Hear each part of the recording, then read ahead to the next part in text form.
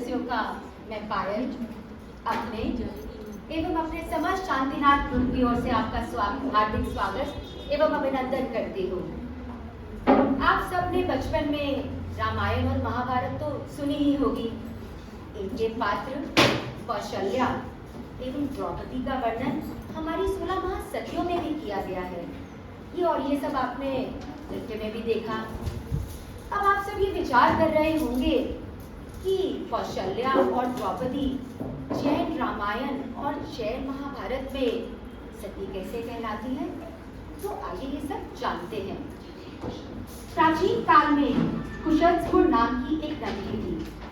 वहां पर सुकौशल नाम का राजा राज्य करता था। उनकी एक पुत्री थी अपराजिता। वे सरल, सुंदर, संस्कारी, शील इत्यादि सभी गुणों से परिपूर्ण थी। युवावस्था में आने पर उन्होंने 64 कलाओं का ज्ञान भी प्राप्त किया। सुकौशल राजा की पुत्री होने के कारण आगे चलकर उनका नाम कौशल्या रखा गया। एक बार राजा दशरथ ने कुशलपुर नगरी पर आक्रमण किया।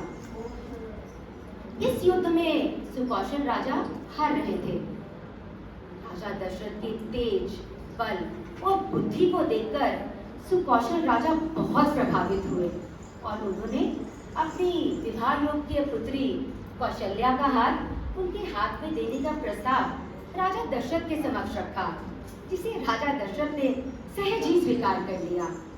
राजा दशरथ की 3 अन्य और रानियां भी थी, जिनका नाम था कैकेयी, सुमित्रा एवं सुप्रभा।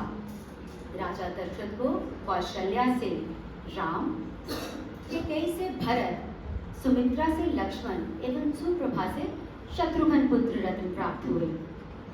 कौशल्या अन्य तीनों रानियों से बहन समान स्नेह करती थी। एक बार राजा दशरथ की अयोध्या नगरी में एक आचार्य महाराज पधारे और राजा अपने पूरे परिवार के साथ धर्म श्रवण करने के लिए उनके पास गए।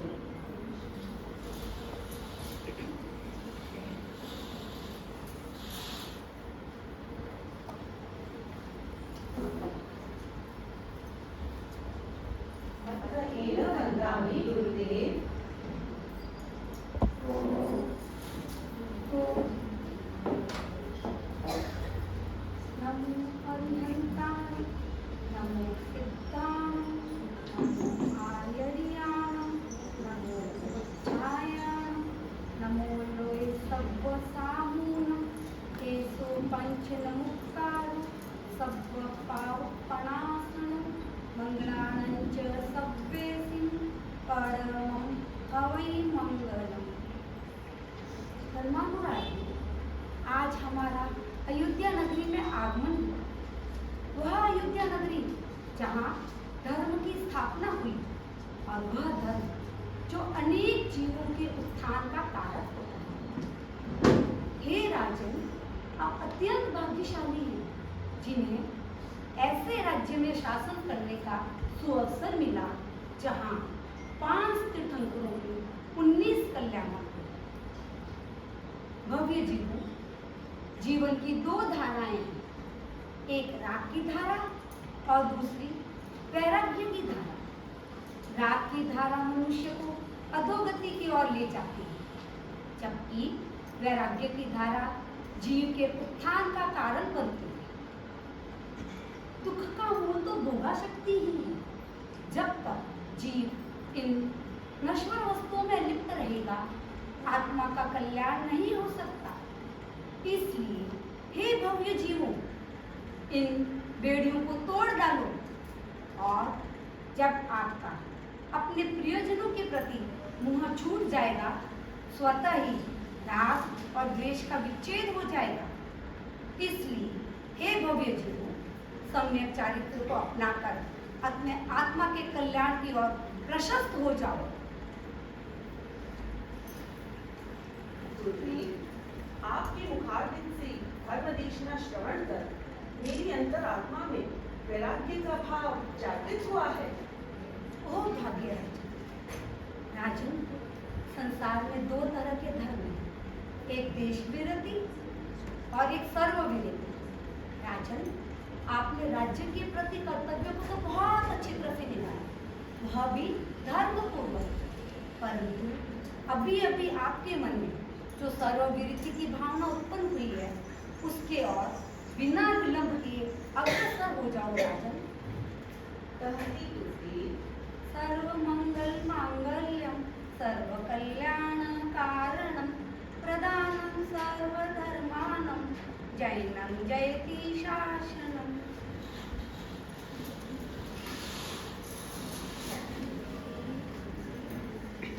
आचार्य महाराज की वाणी सुनकर राजा दशरथ ने संयम लेने का दृढ़ निश्चय कर लिया और अपनी इसी आशा को वे अपने परिवार के साथ बांटने के लिए आतुर हो गए और इसी अभिलाषा को उन सबके साथ बांटने के लिए उन्होंने अपने सारे परिवारजनों को अपने कक्ष में एकत्रित किया। तो आइए चलते हैं राजा दशरथ के कक्ष में।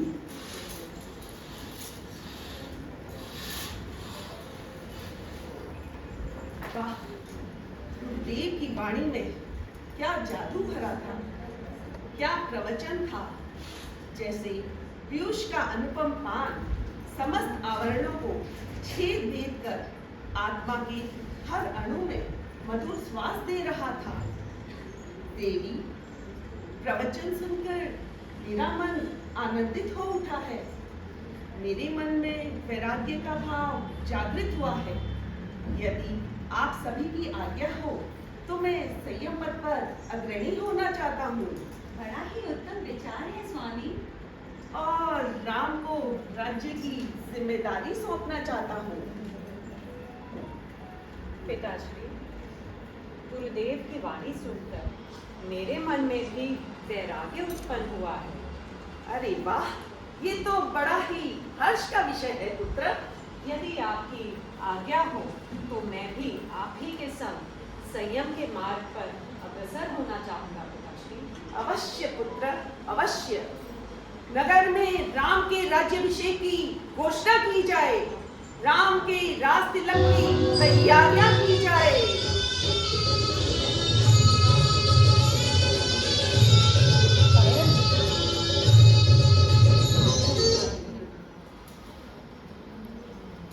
ये सुनकर केकई महाराज दशरथ के संयम पद स्वीकार करने के आघात को तो झेल ही नहीं पाई थी कि उस पर भरत के वैराग्यपति बनने के आरूढ़ निश्चय पर ने उन्हें झंझोड़ कर रख दिया। नहीं भरत, तुम दीक्षा नहीं ले सकते। तुम तो मेरे लाडले हो, मेरी आंखों के तारे हो, मेरे हृदय का तार हो। तुम तो जानते हो मैं तुम्हारे बिना जीवित नहीं रह सकती। मैं किसी भी कीमत पर तुम्हें दीक्षा नहीं लेने दूंगी। मुझे कुछ भी करके भरत तुम्हारी दीक्षा रोकनी होगी।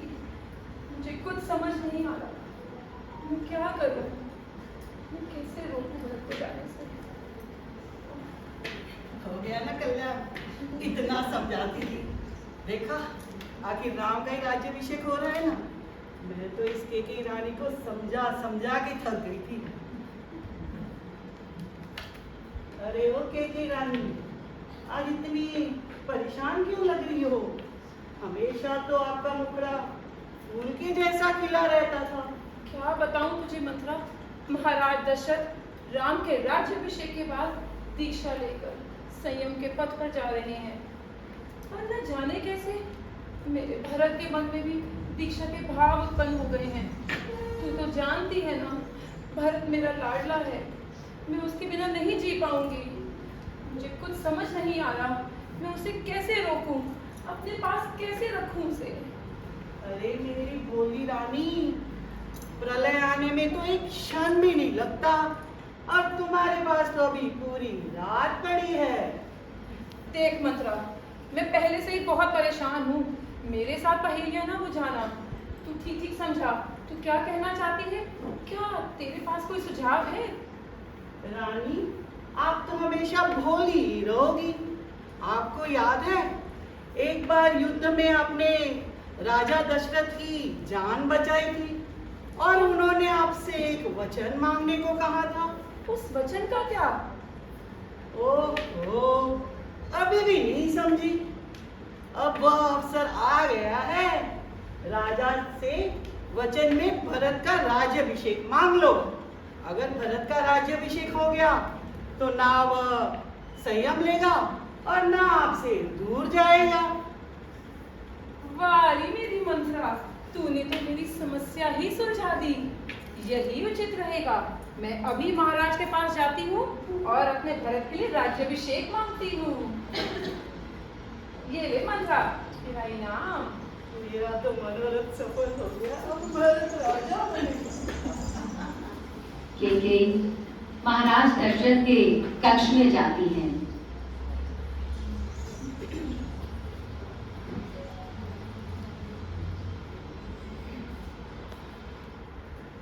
आओ केकई आओ, कैसे आना हुआ?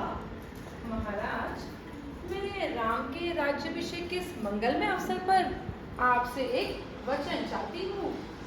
मांगो मांगो, जो मांगोगी अवश्य मिलेगा। मैं जो मांगूंगी आप उसकी अवश्य ही पूर्ति करेंगे। अगर आप अपने वचन से मुकर गए तो? मैं सूर्यवंशी राजा दशरथ अपने वचन से कभी नहीं बदलूंगा। कहो क्या कहना है? महाराज, मेरी इतनी सी अभिलाषा है कि आप राम के राज्याभिषेक की जगह मेरे भरत का राज्याभिषेक करें। क्या क्या कहा तुमने? जय श्री राम के स्थान पर भरत का राज्याभिषेक? ये सुनकर राजा दशरथ की आंखें सावन भादों के मेघ की तरह बरस रही थी। वह जमीन पर गिर पड़े। ना कहा जा रहा था, ना सहा जा रहा था। आखिर साहस जुटाकर वह बोले, मांग के भी तुमने क्या मांग लिया केकई? राम के स्थान पर भरत का राज्याभिषेक? ये वचन मैं अवश्य में पूर्ण करूंगा, क्योंकि मुझे रघुवंश के गौरव को और अधिक यशस्वी बनाना है। अपने वचन पे खरा जो उतरना है। जाओ केकई जाओ, राज्याभिषेक राम का नहीं भरत का होगा। जाओ।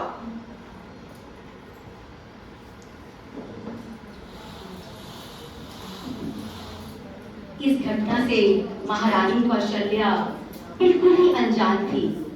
वह तो अपने पुत्र राम के राज्य अभिषेक की मधुर कल्पना कर रही थी और इन्हीं मधुर विचार में वह इस कदर खोई हुई थी कि वह जान ही नहीं पाई कि उनका पुत्र राम उनके कक्ष में भी आ गया।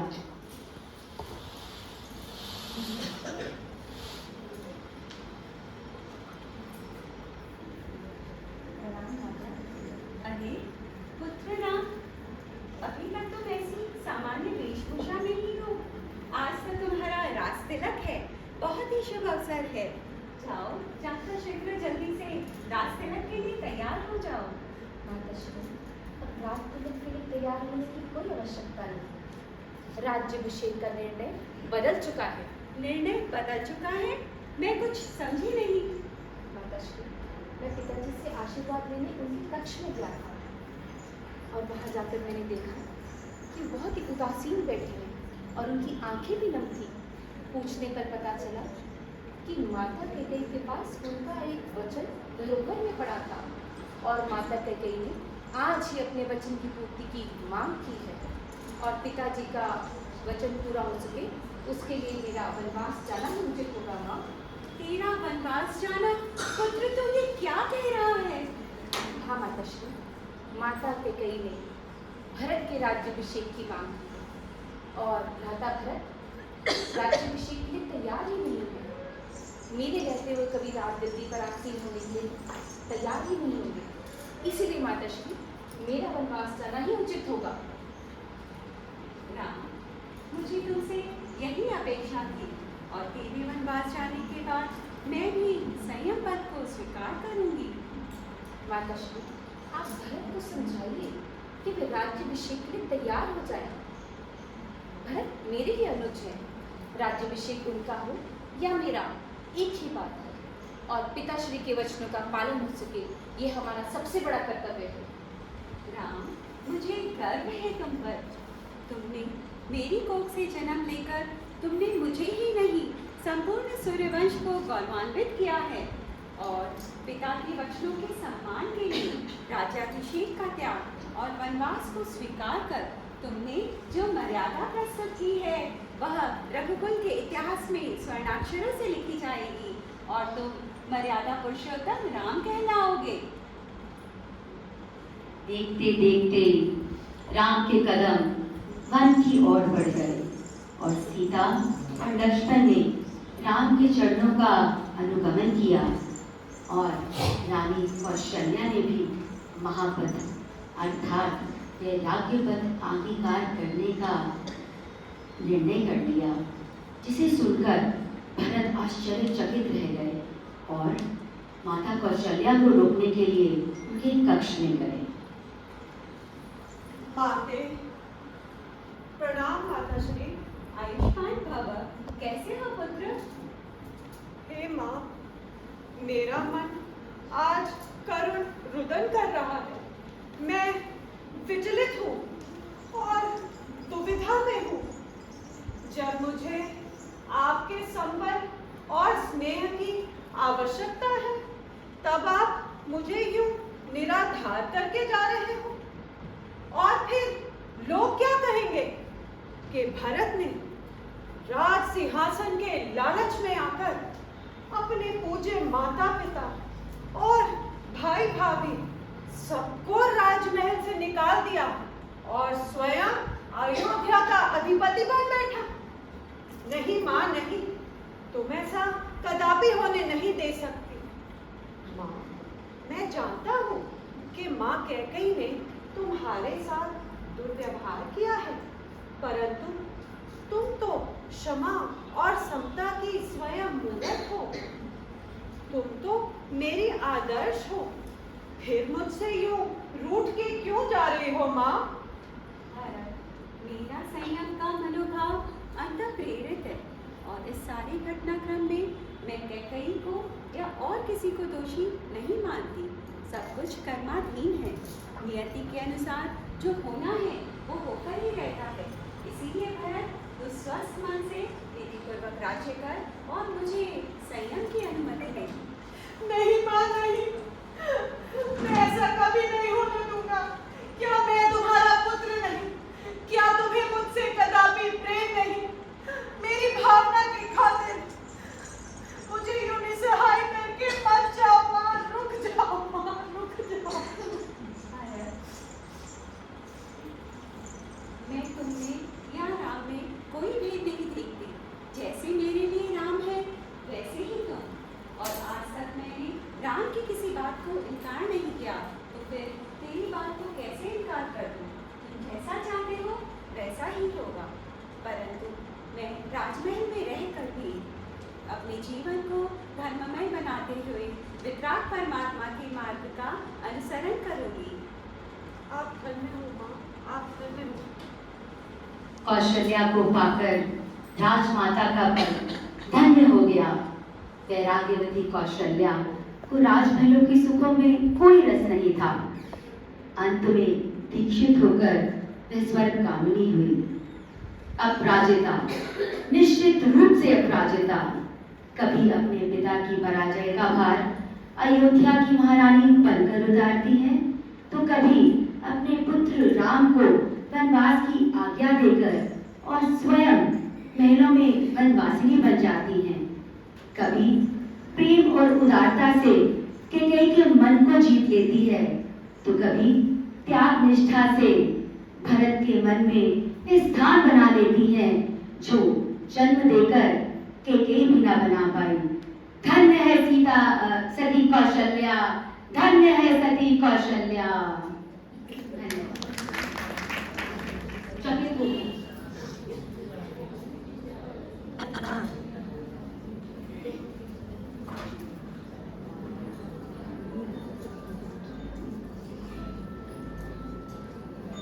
जय जिनेंद्र, थोड़ी सी देरी के लिए क्षमा चाहती हूँ। ये द्रौपदी सती कौन है? हमारी जैन महाभारत में महासती द्रौपदी, पांचाल देश के नरेश द्रुपद की पुत्री एवं 5 पांडव युधिष्ठिर, भीम, अर्जुन, नकुल, सहदेव की अर्धांगिनी द्रौपदी। द्रौपदी पांचों ही पांडवों पर समान भाव से स्नेह रखती थी, इसीलिए उसे पांचाली कहा गया और सारे पांडव भी उसे समान स्नेह करते थे। पांचाली का जीवन अनेक उतारों और चढ़ावों में था, लेकिन फिर भी वह सब संकटों को सहन करती गई और ये पांचाली किस तरह से बनी महान सती द्रौपदी, आइए देखते हैं महासती द्रौपदी। दुर्योधन महल का विराट वैभव देखकर चकित हो गया। नील मणियों से भरा आंगन सरोवर सा लग रहा था। उसे देख दुर्योधन ने जलाशय समझकर अपनी धोती को ऊपर कर लिया। उसकी चेष्टा पर सब हंसने लगे।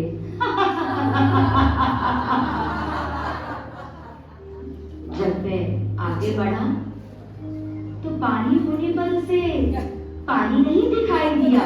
नहीं होगा। उससे उसके कपड़े भीग गए।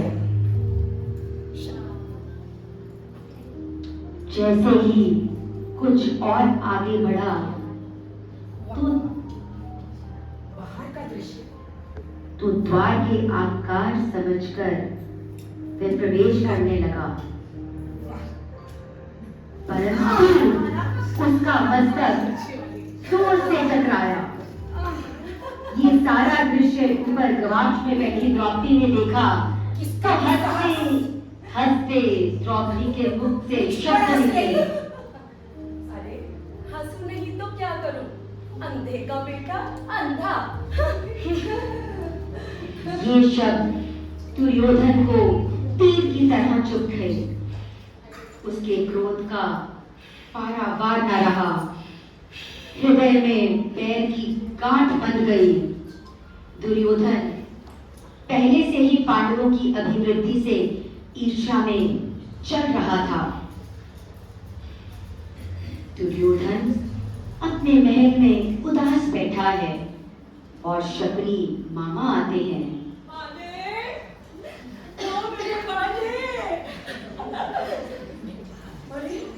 अरे मेरे बच्चे, तू इतना उदास क्यों है मेरे बच्चे? क्या हुआ? मेरी उदासी का कारण वो द्रौपदी है मामा श्री। उस द्रौपदी ने मुझे बहुत ज्यादा अपमान किया है मामा श्री। मैं तो चाहता हूँ मामा श्री ये पांडव राज्य वीर हो जाए और मेरे दास बनकर रहेगा। मैं तो चाहता हूँ ये पांडव भिखारी बनके यहाँ वहाँ भटकते रहे। मैं समस्त राज्य का स्वामी बनना चाहता हूँ मामा श्री। मेरे भोले भांजे, तुम्हें ऐसा क्या हुआ भांजे? वे तो तेरे भ्राता है। काहे के भ्राता मामा श्री? उस द्रौपदी के अपमान को मैं भूला नहीं हूँ। जब तक मैं अपने अपमान का बदला नहीं ले लेता, मैं एक क्षण भी चैन की सांस नहीं लूंगा। अरे ओ मामा श्री, आपके पास कोई उपाय है तो बताइए। मेरे भांजे, उस युधिष्ठिर को शतरंज में दाव खेलने का बहुत शौक है ना? दाव? तो तो मेरे भांजे, मैंने तुमसे कहा था ना, रणभूमि में युद्ध हो उससे पहले मणभूमि में खेला जाता है। मेरे पास दैविक पासे ये सिर्फ मेरे इशारे पर नाचते हैं भांजे मेरे। भांजे, तुम उस युधिष्ठिर को शतरंज में दाव खेलने के लिए आमंत्रित भेजो, फिर हमारी जीत होगी और उनकी पराजय। भांजे, वाह मामा श्री, आपने तो मेरा दिल ही जीत लिया। मैं तो शीघ्र ही उन पांडवों को भोज का आमंत्रण देता हूँ। शीघ्र हस्तिनापुर नगरी जाकर भ्राता युधिष्ठिर और अन्य पांडवों को भोज का आमंत्रण दो। और हाँ, उनके स्वागत में कोई भी कमी नहीं रहनी चाहिए। ठाट बाट से उनके स्वागत की अवश्य भांजे, अवश्य। हम ही पासों से उन्हें बताएंगे, भांजे यहाँ से आओ, भांजे यहाँ से।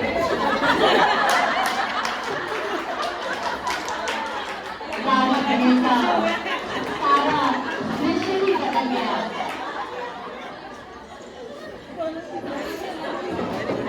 कहाँ जाना साहब? देखते ही बन रहा था।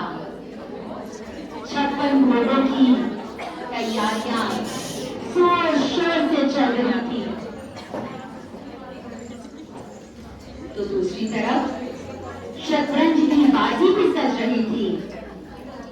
और इस पल का दुर्योधन बेसब्री से इंतजार कर रहा था कि कब वह पांचों पांडवों का और द्रौपदी का अहंकार चकनाचूर कर दे, क्योंकि वास्तव में अहंकार था ही नहीं। तो आइए चलते हैं राजमहल में।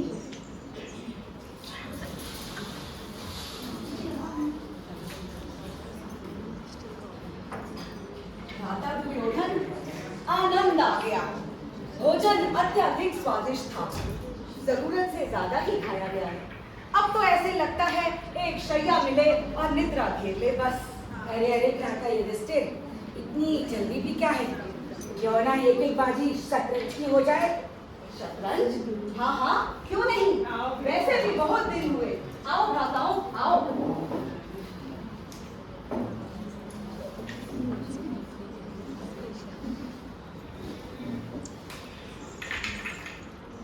चलो।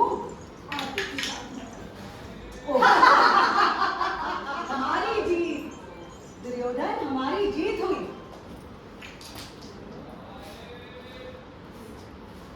सब लगा दो। हमारी जीत हुई। कोई बात नहीं भांजे। हमारी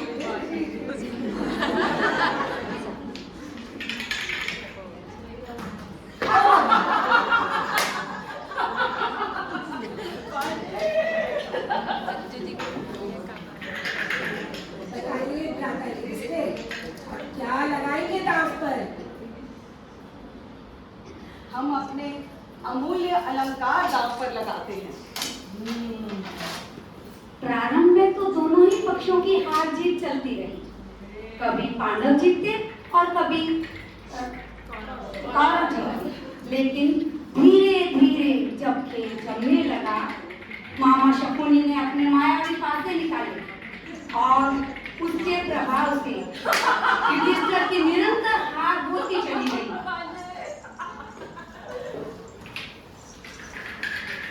मैं ये हार कदाचित स्वीकार नहीं कर सकता।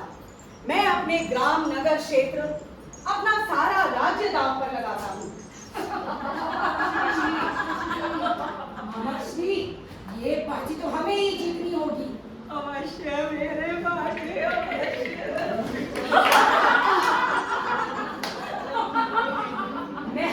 मैं समझ साम्राज्य का मालिक बन गया हूँ, मालिक। कहा जाता है कि हारा हुआ जुआरी दुगने वेग से खेलता है, और यही युधिष्ठिर के साथ हुआ।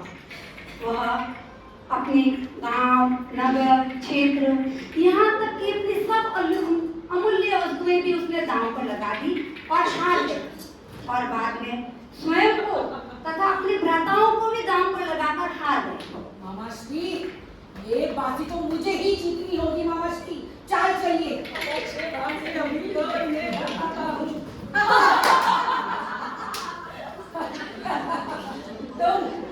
तुम सब मेरे दास बन गए हो, दास। सारे पांडव इस तरह दुर्योधन के दास बन गए। वह राज्यसभा में शर्म के मारे सिर झुकाकर और नंगे सिर बैठे थे, और इसी तरह दुर्योधन की मनोकामना पूरी हुई।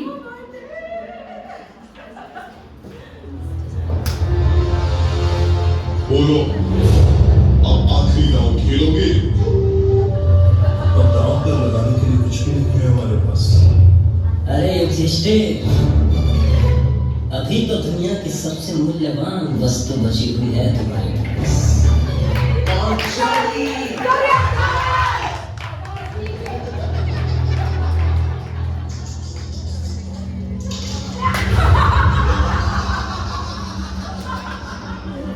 सुनो विदुषासन, एक क्षण भी तुम न गवाओ।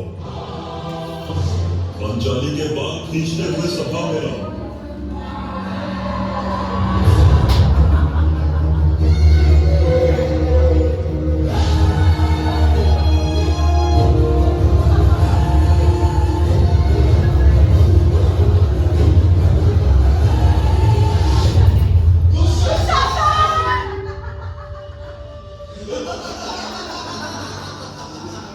जरा मुख तो दिखाओ पांचाली, हम भी तो देखे तुम्हारे चेहरे से अहंकार उतरा कि नहीं।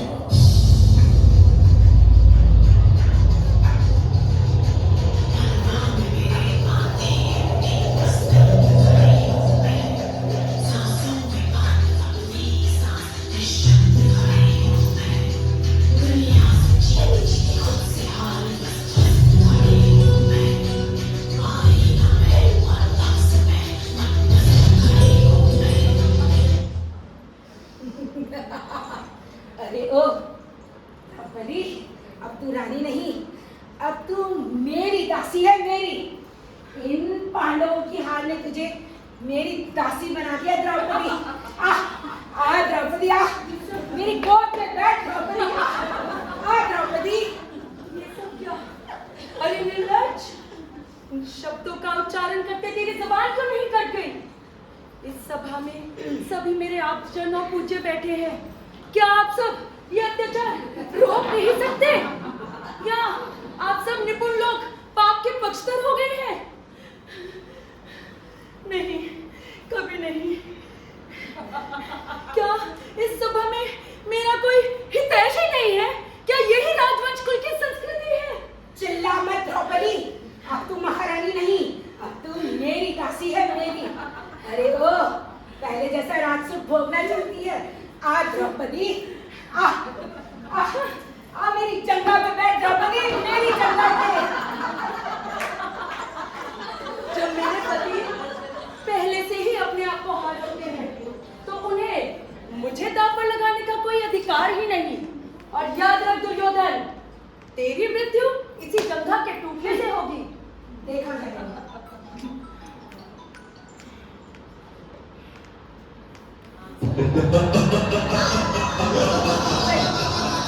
अरे, इसका घमंड अभी चूर नहीं हुआ है।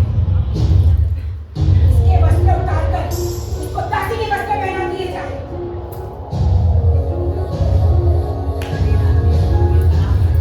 दुनिया छूना चाहे मुझको,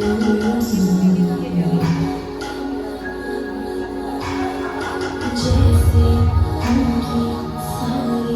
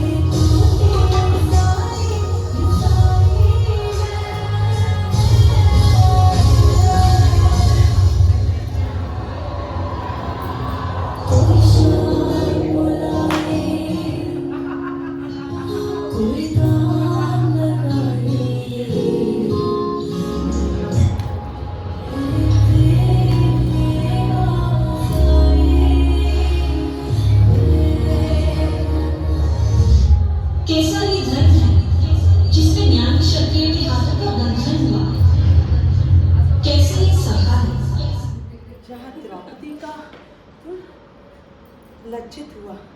जहां सब मौन खड़े हैं, वहां मेरा महामंत्र नवकार का ध्यान मुझे पार कराएगा, मेरी रक्षा करेगा।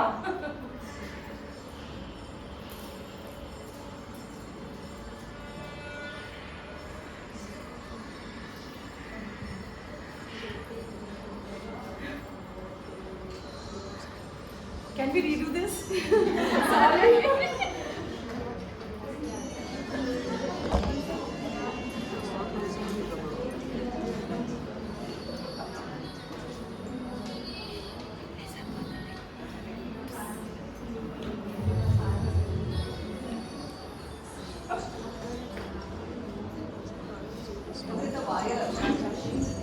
कुछ टेक्निकल ग्लिच के कारण हम ये सीन डिलीट करेंगे।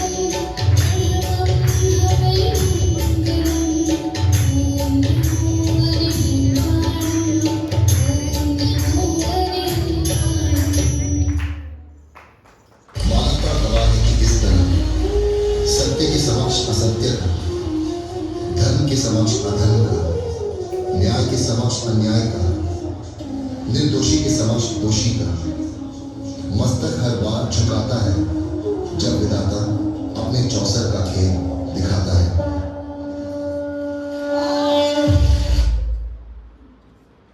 द्रौपदी ने सभी की आशा छोड़कर धर्म की शरण का आश्रय लिया। एकाग्रता पूर्वक महामंत्र का चिंतन व ध्यान करने लगी।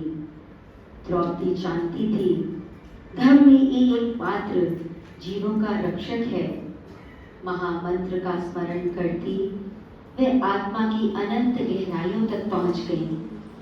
उनकी आत्मा से निकली पुकार ने शासन के आसन को कंपायमान कर दिया। शासन देव ने सती को संकट में देख रक्षा की और देव माया से उसके चीर को बढ़ाते गए। सती के सतीत्व तेज का पूर्ण चमत्कार देखकर सभी जन प्रभावित हो गए। इस घटना के बाद राजा धृतराष्ट्र ने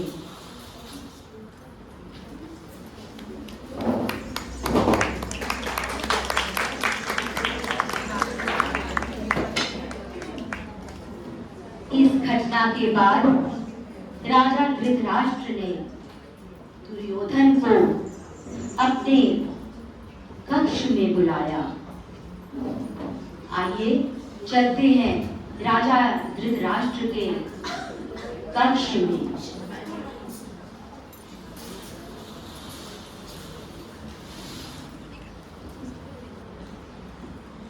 पुत्र दुर्योधन,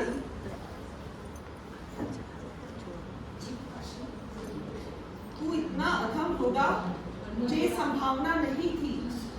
तू मेरा कहना मान और अपने इन भाइयों को दासत्व से मुक्त कर। ये मेरा आदेश है। पिताश्री, इस चल और अचल संपत्ति पर सिर्फ और सिर्फ मेरा ही राज्य पिताश्री। अगर इन पांडवों को इनका राज्य वापस चाहिए तो इन्हें मेरे कुछ नियमों का पालन करना होगा पिताश्री।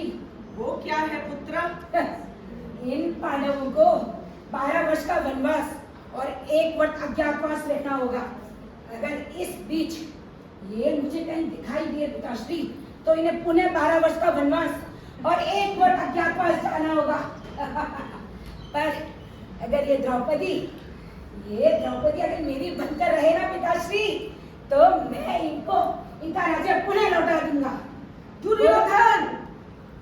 अरे दुर्योधन, तेरे साम्राज्य की बात तो छोड़, अगर स्वयं सुरेंद्र भी अपना सुरलोक मुझे समर्पित कर दे तो भी मैं अपने श्री का सौदा नहीं करूंगी।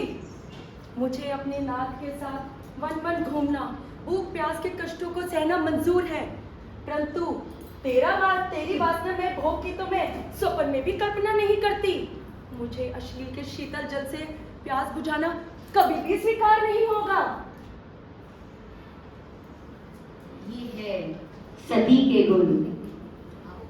दुर्योधन के कठोरतम निर्णय का पांडवों ने स्वीकार किया। युधिष्ठिर, भीम, अर्जुन, नकुल, सहदेव एवं द्रौपदी के साथ 12 वर्ष का वनवास और 1 वर्ष का अज्ञातवास के लिए चले गए और समय बीतने पर वह सभी वापस हस्तिनापुर नगरी में लौट आए। दुर्योधन, तुम्हारे शर्तानुसार हमने अपना वनवास और अज्ञातवास संपूर्ण किया। अब हमें हमारा राज्य सौंप दो। राज्य? कैसा राज्य? काहे का राज्य?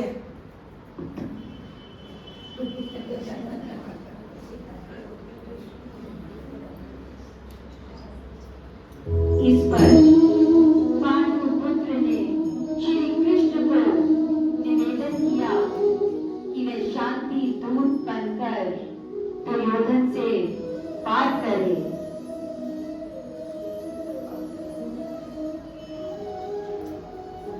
हे दुर्योधन, तुम्हारे कहे अनुसार 5 पांडव अज्ञातवास पूर्ण करके लौट आए, तो उन्हें उनका साम्राज्य लौटाते क्यों नहीं? कदापि नहीं कृष्ण। उस चल और अचल संपत्ति पर सिर्फ और सिर्फ मेरा अधिकार है, मेरा। तुम उनको साम्राज्य नहीं लौटाना चाहते, कोई बात नहीं, वो 5 हैं, तुम उनको 5 गांव दे दो, एक एक गांव का अधिपति बनकर वो शांति से रह लेंगे। क्या कहा? 5 गांव? 5 गांव तो क्या, मैं उन्हें सूर्य के अग्रभाग जितनी भूमि भी नहीं दूंगा कृष्ण। अगर उन्हें उनका साम्राज्य वापस चाहिए तो उन्हें कह दीजिए आ जाएंगे युद्ध के मैदान पर। हे दुर्योधन, तो फिर महाभारत होगा, धर्म का अधर्म के विरुद्ध युद्ध होगा। मैं तैयार हूँ।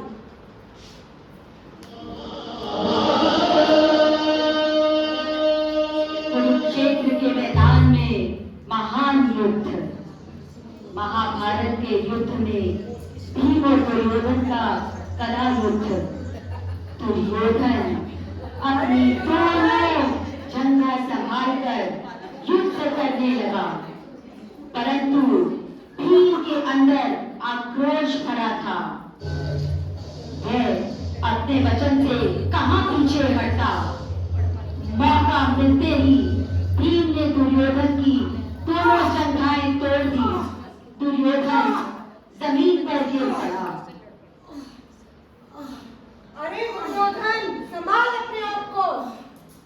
अभी तो संध्या का समय हो गया है, युद्ध समाप्त हुआ। तुझे अभी मैंने सिर्फ घायल किया है। समय रहता तो मैं तुझे यही धरती पर काट देता।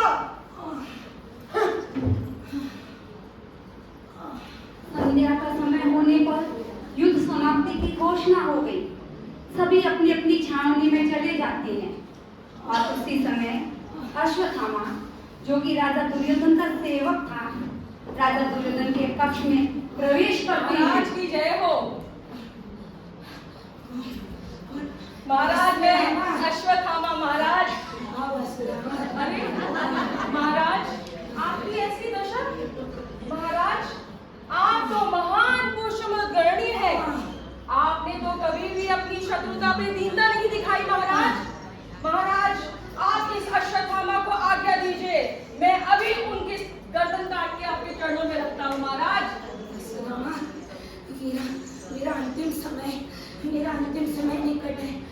मैं चाहता हूँ तुम पांडवों के 5 मस्तक मेरे समक्ष लाए। अभी जा रहा हूँ महाराज, मैं अभी जा रहा हूँ। शाबाश अश्वत्थामा, शीघ्र जाओ।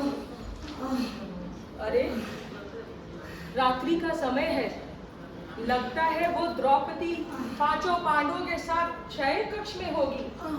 यही उचित समय है, उनका सर धड़ से अलग करके अभी महाराज के चरणों में पेश करता हूँ।